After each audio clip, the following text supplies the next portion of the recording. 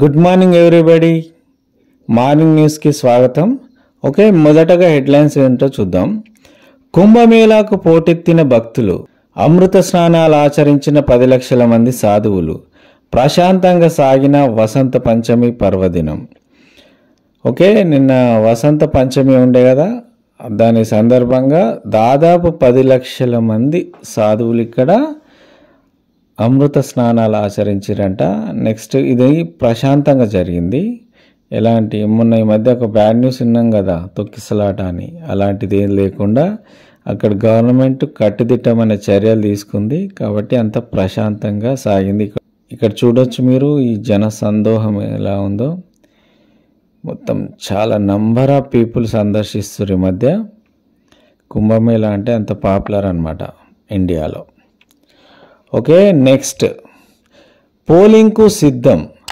ఢిల్లీలో ముగిసిన ఎన్నికల ప్రచారం హోరెత్తించిన పార్టీలు. రేపు ఓటేనున్న 1,56,00,000 మంది.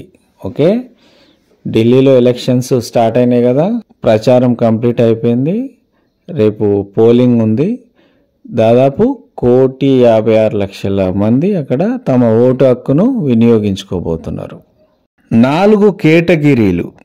ఎస్సీ వర్గీకరణపై ఏకసభ్య కమిషన్ సిఫార్సు. మంత్రివర్గ ఉపసంఘానికి నివేదిక. 2 దఫాలుగా అధ్యయనం చేసిన ఉపసంఘం అనంతరం సీఎంతో భేటీ. నేడు మంత్రిమండలి ముందుకు, ఆ వెంటనే శాసనసభలో చర్చ. ఓకే, ఇది గుడ్ న్యూస్ అనే చెప్పాలి. ఎప్పటి నుంచో నాంతున్న ఈ ఎస్సీ వర్గీకరణ అనే అంశం ఎట్టకేలకు ఒక కార్యరూపం దాల్చుకుంది.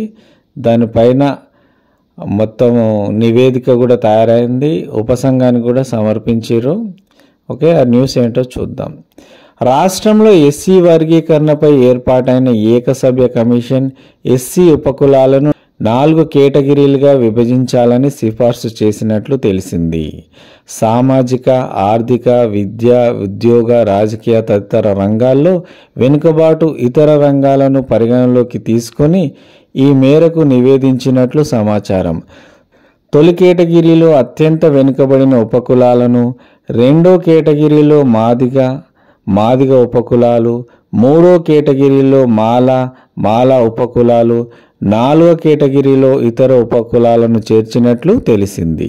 ఎస్సీ వర్గీకరణపై ప్రభుత్వం నియమించిన ఏకసభ్య commission chairman justice Shamim Akhtar తమ నివేదికను సోమవారం సచివాలయంలో మంత్రివర్గ ఉపసంఘం chairman Uttam Kumar Reddy, vice chairman Damodar Rajanarasimha, సభ్యులు పొన్నం ప్రభాకర్, శ్రీధర్ బాబులకు అందజేశారు. ఇది మన స్టూడెంట్స్ కోసం. 25 నుంచి ఎప్సెట్ దరఖాస్తులు. రాష్ట్రంలో బీటెక్, బీ ఫార్మసీతో పాటు బీఎస్సీ అగ్రికల్చర్ కోర్సుల్లో ప్రవేశానికి ఈఏపీ సెట్ అంటే ఎప్సెట్కు దరఖాస్తుల స్వీకరణ ఈ నెల 25 నుంచి ప్రారంభం కానుంది. ఎవరైతే ఇంట్రెస్టెడ్గా ఉన్నారో ఇంకా వాళ్ళు అప్లై చేసుకోవచ్చు అన్నమాట. Next heading. బడ్జెట్లో తెలంగాణ రైల్వేకి 5,337 కోట్లు. కేంద్ర మంత్రి అశ్విన్ వైష్ణవ్ వెల్లడి. ఓకే, మన తెలంగాణ రైల్వేకి దాదాపు 5,337 కోట్లు కేటాయించారంట. ఆ న్యూస్ ఏంటో చూద్దాం. ఇది కేంద్ర మంత్రి అశ్విని వైష్ణవ్ వెల్లడిస్తున్నారు. ఈ న్యూస్లోకి వెళ్తే, బడ్జెట్లో తెలంగాణ రైల్వే ప్రాజెక్టులకు 5,337 కోట్లు కేటాయించినట్లు కేంద్ర రైల్వే శాఖ మంత్రి అశ్విని వైష్ణవ్ వెల్లడించారు.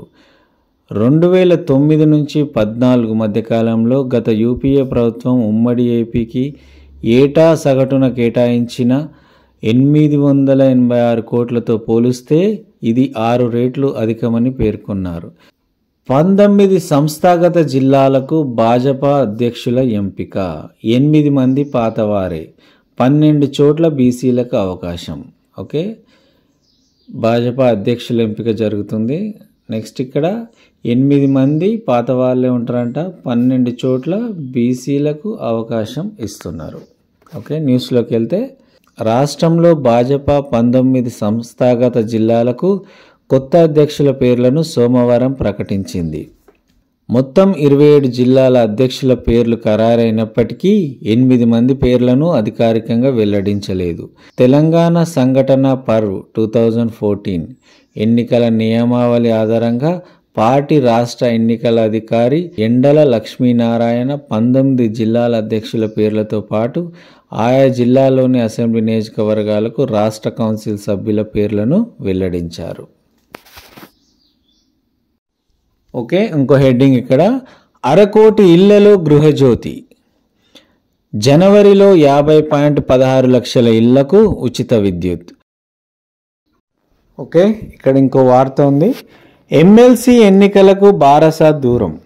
రాష్ట్రంలో ఒక పట్టభద్రుల ఎమ్మెల్సీ, 2 ఉపాధ్యాయుల ఎమ్మెల్సీల స్థానాలకు జరగనున్న ఎన్నికలకు దూరంగా ఉండాలని బారసా నిర్ణయించినట్లు తెలిసింది. పార్టీ తరపున అభ్యర్థులను ప్రకటించకూడదని, ఎవరికి మద్దతు ఇవ్వకూడదనే నిర్ణయానికి వచ్చినట్లు సమాచారం. ఓకే, ఎమ్మెల్సీ ఎన్నికల్లో బారసా పోటీ చేయడం లేదన్నమాట. ఓకే.